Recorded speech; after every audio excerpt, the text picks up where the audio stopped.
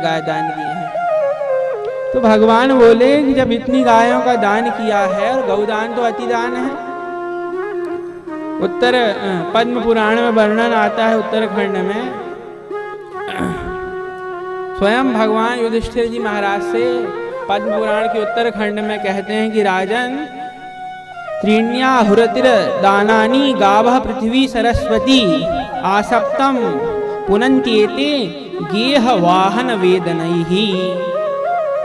3 प्रकार के जो दान हैं, ये 3 प्रकार के दान महादान कहलाते हैं। कौन कौन से दान? बोले गावः पृथ्वी सरस्वती। सबसे पहले बताया कि गौदान। सब महादानों में भी सबसे पहला जो महादान है वो गौदान है। सबसे पहला बताया कि गौदान। दूसरा दान बताया पृथ्वी दान, पृथ्वी दान भी महादान है। और तीसरा दान बताया विद्या दान, विद्या दान भी महादान है। और शास्त्रों में ऐसा भी वर्णन आता है कि जिसने ज्ञान प्राप्त किया है उसको अपने जीवन में विद्यादान अवश्य करना चाहिए। खासकर जो ब्राह्मण है, ब्राह्मणों को विद्यादान अवश्य करना चाहिए। तो विद्यादान भी महादान है। 3 महादानों की बात बताई। अब प्रश्न आता है कि गौदान तो करें, लेकिन कैसी गायों का दान करें? राजा नृग ने जब कहा कि महाराज मैंने कई गाय दान की हैं, मेरी गायों को जितनी मैंने गाय दान की उतनी गायों की कोई संख्या नहीं गिन सकता, कई गायों का मैंने दान किया। भगवान बोले जब इतनी गायों का दान किया है तो गिरगिट क्यों बना है? बूढ़ी गायों का दान किया होगा, मारने वाली गायों का दान किया होगा, इसलिए गिरगिट बना है। कैसी गायों का दान करना चाहिए और कैसी गायों का दान नहीं करना चाहिए, यही बात यहाँ राजा युधिष्ठिर से भगवान पद्म पुराण में बताते हैं कि राजन, किस प्रकार की गायों का दान करना चाहिए। तो भगवान कहते हैं तरुणी रूप संपन्ना सुशीला च पयस्विनी न्यायार्जिता सवत्सा च प्रदेया श्रोत्रियाय गौ। कैसी कैसी गायों का दान करना चाहिए? गाय दान करें तो तरुणी, एकदम नव यौवन संपन्न गायों का दान करें, बूढ़ी गाय का दान नहीं करना चाहिए। और रूप संपन्ना, सुंदर गाय का दान करना चाहिए जो रूप संपन्न हो। और सुशीला, जो सुशील हो, मारने वाली ना हो, लात मारने वाली, सुशील गायों का दान करना चाहिए। और पयस्विनी यानी दूध देने वाली गाय का दान करना चाहिए। और न्यायार्जिता, जो गाय न्याय से अर्जित हो, यानी पुण्य की कमाई से जो गाय कमाई गई हो, लाई गई हो, ऐसी गाय का दान करना चाहिए। और सवत्सा, बछड़े के साथ गाय दान करनी चाहिए। और किसको दान करनी चाहिए? बोली श्रोत्रियाय गौ, श्रोत्रिय ब्राह्मण को दान करनी चाहिए। अब श्रोत्रिय ब्राह्मण किसको कहते हैं? यहाँ पर भगवान कहते हैं सादत्तैव हरेत पावम श्रोत्रियाया हिताग्नये अतिथि प्रियाय दान्ताय धैनुम दद्याद गुणाधिके। यहाँ पर भगवान ने ये भी बताया है कि कैसी गाय दान दें, और अगले श्लोक में वो भी बताया है कि कैसी गाय दान ना दें। पहले हम उसका श्रवण करें, फिर बताएंगे कि आपको कि श्रोत्रिय ब्राह्मण किसको कहते हैं। पहले तो ये बता दिया कि श्रोत्रिय ब्राह्मण को ऐसी गाय दान करें जो तरुणी हो, रूप संपन्ना हो, सुशीला हो, दूध देने वाली हो, न्यायार्जिता हो और बछड़े के साथ हो। लेकिन कैसी गायों का दान नहीं करना चाहिए? तो भगवान कहते हैं वृद्धा सरोगा हीनांगी बंध्या दुष्टा मृत प्रजा दूरस्थान न्याय लब्धा च देया गौर न कथंचन। वृद्धा जो बूढ़ी गाय हो, सरोगा यानी जिसको रोग लगा हो, हीनांगी जिसके अंग ना हो, कटे पिटे अंग हो, बंध्या जिसका कोई बछड़ा ना हो, दुष्टा यानी जो लात मारने वाली हो, मृत प्रजा यानी जिसकी बछड़े जन्म लेते हैं बार बार मर जाते हैं, और दूरस्था न्याय लब्धा च जो अन्याय से प्राप्त की गई हो, ऐसी देयार गौ न कथंचन, ऐसी गायों को किसी को नहीं देना चाहिए, ऐसी गाय दान नहीं करनी चाहिए। भगवान कहते हैं कि जो पहले जो भगवान ने बताया कि कैसी गऊ का दान करना चाहिए, तो भगवान ने पहले तो बताया कैसी गऊ का दान करें, कैसी गऊ का ना दान करें, और फिर आगे ये भी बताया कि किसको दान करें और किसको दान ना करें, कैसे ब्राह्मण को गाय दें और कैसे ब्राह्मण को ना दें, क्योंकि दान दें भी तो सुपात्र को दें। देखिए, हम प्राय दान, दक्षिणा और दया तीनों को एक संज्ञा देते हैं, लेकिन तीनों अलग अलग।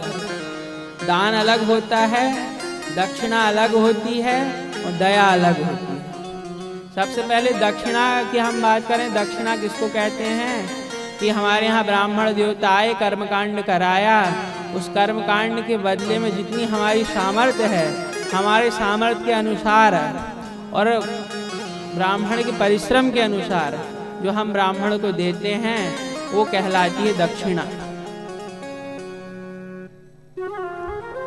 अब दक्षिणा में और पारिश्रमिक में भी अंतर है। दक्षिणा को पारिश्रमिक ना समझें। पारिश्रमिक वो कहलाता है जिसमें समय की भी वो हो कि इतने से इतने बजे का काम होगा और पैसे भी निश्चित हो कि इतने पैसे लिए जाएंगे, वो कहलाता है पारिश्रमिक।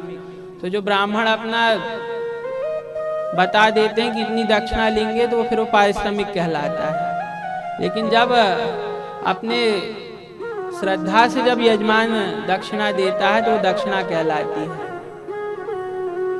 तो दक्षिणा वो कहलाती है कि जब ब्राह्मण कर्मकांड कराए, उसके बदले में जो ब्राह्मण को दिया जाता है वो कहलाती है दक्षिणा।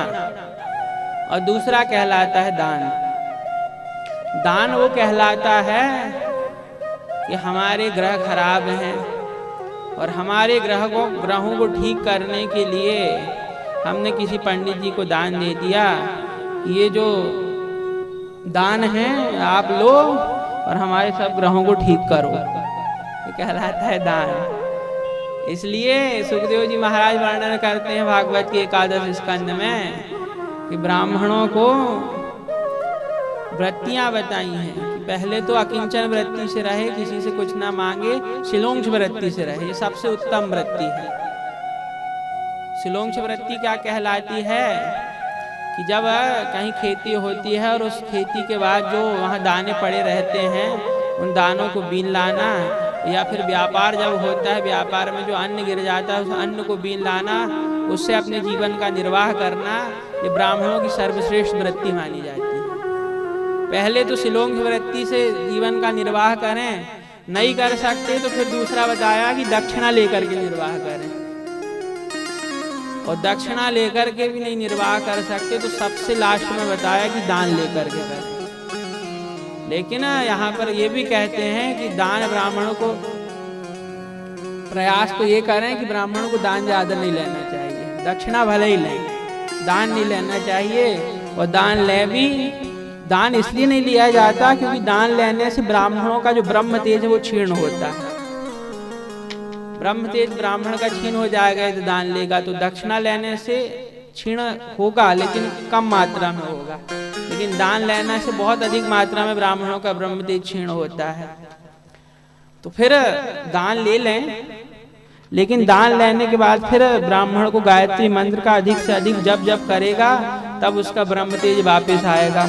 ये दान लेने में समस्या है। तो सबसे बाद में बताया कि जब कुछ ना हो तो फिर दान लेके निर्वाह करें। सबसे पहले शिलोंक्ष वृत्ति, उसके बाद दक्षिणा और उसके बाद फिर दान। तो हम बता रहे थे कि दान, दक्षिणा और दया में क्या अंतर है। दक्षिणा जो है ब्राह्मण ने जब कर्मकांड किया उसके बदले में दी जाती है। दान ब्राह्मणों को ही दिया जाता है, लेकिन बिना ब्राह्मण के बिना कुछ कर्मकांड कराए जब ब्राह्मण को दिया जाता है वो दान कहलाता है। और तीसरा कहलाती है दया। दया जो होती है प्रत्येक जीव में की जाती है, ब्राह्मण में नहीं। हम प्रायः ये सोचकर के गरीब ब्राह्मण को दान दे देते हैं कि बेचारा गरीब है, लेकिन ये सोचकर के दान नहीं देना चाहिए, ये सोचकर दक्षिणा नहीं देनी चाहिए। दक्षिणा दान उसको दें जो त्रिकाल संध्या करता हो, त्रिकाल ना करता हो तो कम से कम 2 काल तो करता हो, संध्या बंदन जो करता हो, गायत्री जपता हो, ऐसे ब्राह्मण को दान देना चाहिए। और ऐसे ब्राह्मण को यदि आप दान नहीं देंगे, किसी को भी देंगे गरीब ब्राह्मण समझ करके, तो फिर आपको उसका उल्टा फल मिलेगा। हाँ, यदि किसी पे दया आ रही है किसी ब्राह्मण में, देखिए गरीब भी ब्राह्मण है लेकिन संध्या वंदन करता है, तो फिर उससे अच्छा तो कोई हो ही नहीं सकता। उससे अच्छा तो दान किसी को हम दे ही नहीं सकते। लेकिन यदि ब्राह्मण गरीब है लेकिन संध्या वंदन इत्यादि नहीं करता है, ऐसे ब्राह्मणों को दान न दें। फिर ऐसे ब्राह्मणों पे और ऐसे जीवों पे फिर दया की जाती है। जो ब्राह्मण ना हो अथवा कोई और भी हो, तो उनके ऊपर यदि हमको दया आ रही है, तो अपनी दया स्वरूप जो हम उनको जो धन देते हैं वो दया कहलाती है। तो दान, दक्षिणा और दया तीनों में बहुत बड़ा अंतर होता है। तो जो दक्षिणा है, यहाँ गौदान की बात भगवान करते हैं, और भगवान यहाँ पर बताते हैं कि गौदान कैसे ब्राह्मणों को करनी चाहिए। किसी भी ब्राह्मण को नहीं करनी चाहिए। कैसे ब्राह्मण को करनी चाहिए? बोले सादत्तैव हरेत पावम श्रोत्रियाया हिताग्नये अतिथि प्रियाय दान्ताय धैनुम दद्याद गुणाधिकम। कैसे ब्राह्मण को दें? भगवान कहते हैं कि श्रोत्रियाया, जो ब्राह्मण श्रोत्रिय हो। अब श्रोत्रिय ब्राह्मण किसको कहते हैं? ध्यान से सुने। श्रोत्रिय ब्राह्मण कहते हैं, मनु जी महाराज मनुस्मृति में वर्णन करते हैं, जन्मना ब्राह्मणो ज्ञेयः संस्काराद् द्विज उच्यते विद्यया प्राप्ति विप्रत्वम त्रिविः श्रोत्रिय लक्षणम। तीन गुण जिसमें हो श्रोत्रिय कहलाता है। कौन कौन से? बोले जन्मना ब्राह्मणो ज्ञेयः, सबसे पहले तो उसका जो जन्म है वो ब्राह्मण जाति में हुआ हो। प्रायः लोग कह देते हैं कि केवल जन्म से कुछ भी हो, लेकिन कर्म से यदि अच्छा हो तो वो ब्राह्मण बन जाता है। ऐसी बात नहीं है। श्रोत्रिय ब्राह्मण को जो दान दक्षिणा इत्यादि जो भी दी जाती है वो श्रोत्रिय ब्राह्मण को दी जाती है। और श्रोत्रिय ब्राह्मण वो कहलाता है, सबसे पहला गुण श्रोत्रिय ब्राह्मण का है कि जन्मना ब्राह्मणो ज्ञेयः, ब्राह्मण जाति में उसका जन्म हुआ हो। दूसरा, संस्काराद् द्विज उच्यते, यज्ञोपवीत जब उसका हो जाता, पहले तो ब्राह्मण कुल में जन्म ले, और दूसरा जब उसका यज्ञोपवीत संस्कार हो जाए। जब ब्राह्मण कुल में जन्म लेगा तो ब्राह्मण कहलाएगा, जब संस्कार उसका हो जाएगा यज्ञोपवीत संस्कार, तो फिर वो द्विज कहलाएगा। और जब विद्या प्राप्ति विप्रत्वम, जब वेद पाठ कर लेगा, वेद पाठी भवेद विप्रः, जब वेद पाठ करने लगेगा, शास्त्रों को पढ़ने लगेगा, तो फिर वो विप्र कहलाएगा। तो जो ब्राह्मण जन्म में जाति में जन्म लिया हो, यज्ञोपवीत संस्कार उसका हुआ हो, और वेद पाठी जो ब्राह्मण हो, ऐसा ब्राह्मण कहलाता है श्रोत्रिय ब्राह्मण। तो श्रोत्रिय ब्राह्मण को गौदान करें। पहला श्रोत्रियाया, दूसरा हिताग्नये, जो अग्निहोत्र करता हो, और अतिथि प्रियाय, जो अतिथियों से प्रेम करता हो। कोई अतिथि घर में आ गए और आते से ब्राह्मणों को लगने लगा कि कहाँ ये आ गए, तो ऐसे ब्राह्मण को भी गौदान नहीं करनी चाहिए। जो ब्राह्मण अतिथियों को प्रिय समझता हो, अतिथि प्रियाय, अतिथियों से जो प्रेम करता हो, ऐसे ब्राह्मण को धैनुम दद्याद गुणाधिकम, जो गुण से बहुत सारे जिस ब्राह्मण में गुण हो, ऐसे ब्राह्मण को गौदान देनी चाहिए। और कैसे ब्राह्मण को नहीं देनी चाहिए फिर आगे बताया। बोले अकुलीनाय मूर्खाय लुब्धाय पिशुनाय च हव्यक्रव्य व्यपेताय न देयो गौ कथंचन। यानी जो अकुलीन हो, ब्राह्मण कुल में जो जन्म ना लिया हो, और मूर्खाय, जो मूर्ख हो, लुब्धाय माने जो लोभी हो, पिशुनाय, पिशुनाय माने जो ब्राह्मण चुगलखोर हो। चुगलखोर ब्राह्मण को भी गौदान नहीं करना चाहिए, हम भगवान कह रहे हैं। जो ब्राह्मण चुगलखोर हो, पिशुनाय च, और हव्य कव्य व्यपेताय माने जो हव्य कव्य से हीन हो, स्वाहा स्वधा से हीन हो, जिसने ना स्वाहाकार कभी किया हो, न कभी अपने ब्राह्मणों अपने पितरों को तर्पण किया हो, ऐसे हव्य कव्य से हीन ब्राह्मण को भी गौदान नहीं देनी चाहिए। इस प्रकार से भगवान ने वर्णन किया। और भगवान कहते हैं कि ऐसा जब इतनी सुंदर गायों का दान ऐसे सर्वोत्कृष्ट ब्राह्मण को जब दान दी जाती है तो गोभ्योधिताम जगति ना परमस्ति किंचित दानम पवित्रमिति शास्त्र विदो वदन्ति। भगवान कहते हैं जब इस विधि से ऐसे ब्राह्मण को जब गौदान किया जाता है तो भगवान कहते हैं कि ऐसे गौदान से श्रेष्ठ संसार में कोई दान है ही नहीं। कोई दान ऐसा नहीं है जो गौदान से श्रेष्ठ हो। ऐसा गौदान का महत्व और ऐसा गौ माता का महत्व। जो गौ माता है, गौ माता के अंग अंग में देवताओं का वास है। पद्म पुराण में वर्णन आता है कि कौन कौन से अंग में कौन कौन से देवता होते हैं। तो जो गौ माता का मुख होता है, गौ माता के मुख में चारों वेद होते हैं। जो गौ माता की सींग होती हैं दो, इन दोनों सींगों में भगवान शंकर और भगवान विष्णु होते हैं।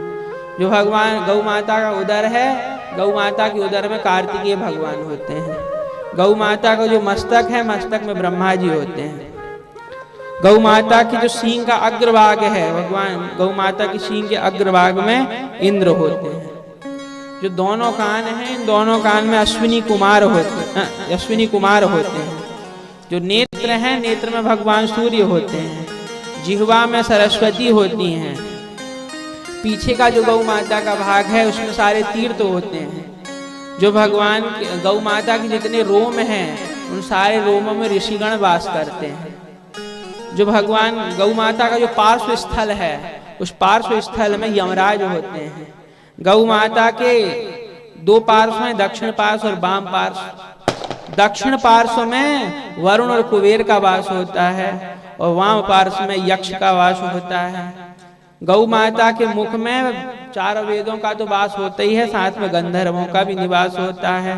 गौ माता के नासिका के अग्रभाग में सर्पों का वास होता है।